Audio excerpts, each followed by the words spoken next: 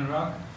Friends, wonderful to see you all after a bit of a gap, and I'm happy to be sitting to the right of JSXP and not in JSXP's seat. But I'm sure all of you have seen the news of the elections which took place on the 17th of June to the United Nations Security Council. India was elected with overwhelming support, garnering 184 votes out of 192 to become a non-permanent member of the UN Security Council for the term 2021-2022.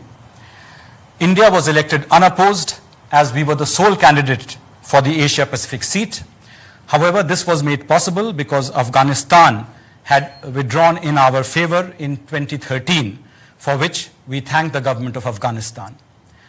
The strong support by the entire UN membership for India's election demonstrates the goodwill that India enjoys in the UN and the confidence that the international community has reposed in India's capability to contribute to the work of the Council.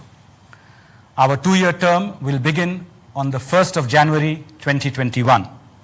This will be the 8th time that India will be serving on the Security Council, bringing with it rich experience and legacy. We look forward to being a voice for all those who are not represented in the Council. As a founding member of the United Nations, India is fully committed to the principles and purposes of the UN Charter. As the world's largest democracy, a major contributor to UN peacekeeping operations, and a strong votary of the rights of developing countries, India will bring its own unique strengths and perspective to the Security Council. We will act as a voice of reason and moderation and a firm believer in respect for international law and peaceful settlement of disputes. In fact, India has all the credentials to serve on the UN Security Council.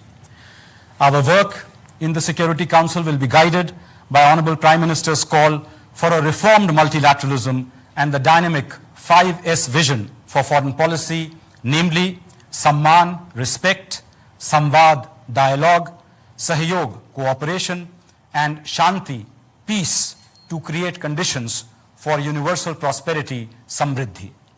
Through this approach, we seek to move towards a new orientation for a reformed multilateral system which can be encapsulated as norms, NORMS.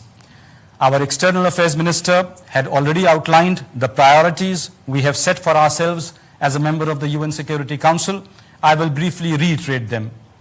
Seeking responsible and inclusive solutions, concrete and result-oriented action at the Security Council for an effective response to international terrorism, reformed multilateralism to reflect contemporary realities, a comprehensive approach to peace and security guided by dialogue, mutual respect, commitment to international law, for which we also hope to help streamline UN peacekeeping, and technology with a human touch.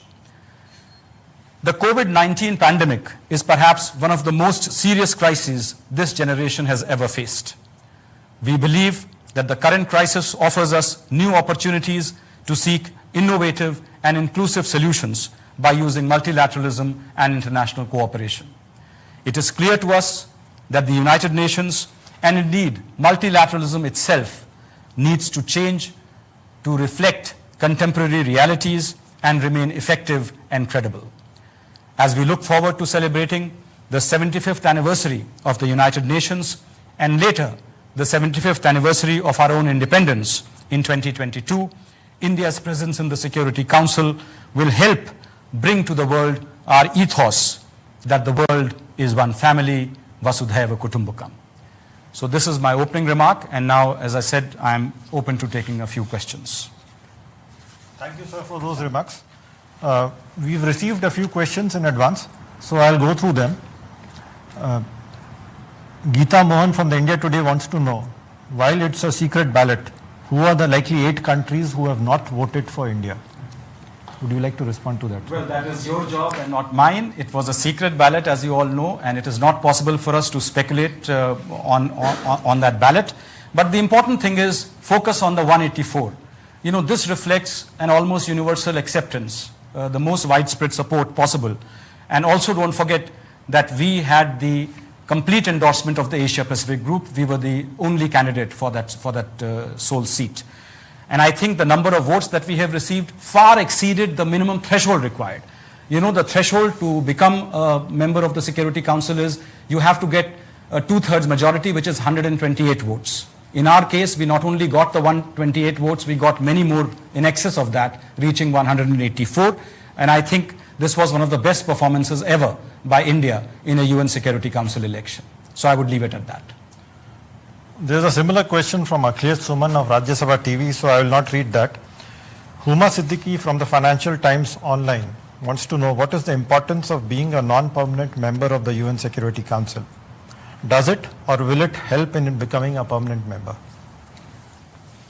Well, you know, the UN Security Council is the highest body that the international community accepts, charged with the maintenance of international peace and security. Our presence on the Security Council and our performance there over the next 2 years will underscore the value that a country like India brings to the table and reaffirm our credentials to be a permanent member of the UN Security Council. It will be a good measure of the value India can bring to the Council by increasing the representativeness of the Council and building bridges among various groups. It will help the process of making the Council better reflective of contemporary realities.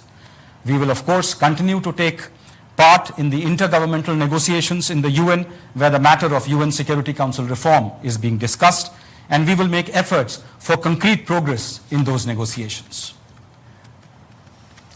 So Maha Siddiqui from CNN News 18.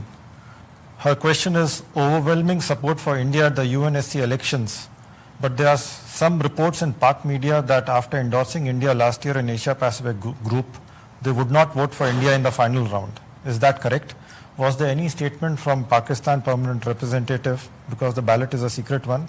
And if this were the case, do you believe they have politicized the matter by bringing in bilateral relations in a multilateral platform? You know, unfortunately, this is the kind of behavior we have now been seeing from Pakistan over the past many months and years. They always rake up bilateral issues in multilateral forum. In fact, they have made it almost as a standard norm for their policy. As far as we are concerned, our foreign policy has a much broader canvas. We have a much wider and global focus. And as a member of the UN Security Council, we will be dealing with all those issues which are under the consideration of the Security Council, in line with the priorities that Honorable External Affairs Minister has already outlined.